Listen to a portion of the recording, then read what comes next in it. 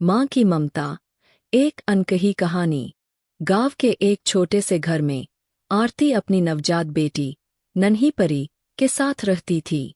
आरती के पति मोहन शहर में मजदूरी करते थे और आरती पूरे दिन घर और बच्ची की देखभाल में लगी रहती थी। परी का हर आंसू, हर मुस्कान आरती के लिए दुनिया की सबसे बड़ी खुशी और चिंता बन गया था।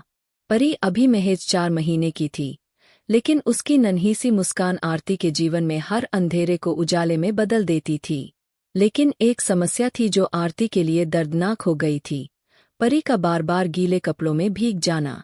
हर बार आरती उसे जल्दी जल्दी साफ करती, लेकिन ठंडे मौसम में परी बार बार बीमार पड़ने लगी। एक दिन आरती ने महसूस किया कि परी का बुखार बढ़ रहा है। वह परेशान होकर रोने लगी। उसे समझ नहीं आया कि अपनी परी को कैसे आराम दे। पास पड़ोस की महिलाएं सांत्वना देने आईं, लेकिन समाधान किसी के पास नहीं था। उसी रात मोहन गांव लौटा और उसने देखा कि आरती का चेहरा मायूस था। मोहन ने आरती से पूछा, क्या हुआ? परी ठीक है ना? आरती ने उसकी समस्या बताते हुए कहा, मैं उसे हर वक्त सूखा नहीं रख पाती। गीले कपड़े बदलते बदलते थक जाती हूँ।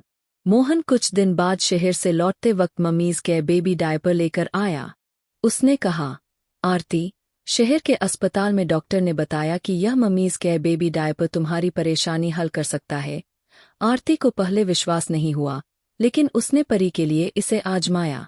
मम्मीज के बेबी डायपर पहनाने के बाद परी पहली बार पूरे दिन बिना रोए आराम से सोई। आरती की आंखों से आंसू बहने लगे, लेकिन इस बार ये आंसू राहत और खुशी के थे। उसने महसूस किया कि एक छोटी सी चीज ने उसकी बच्ची को इतना सुकून दिया और उसकी चिंता को कम किया।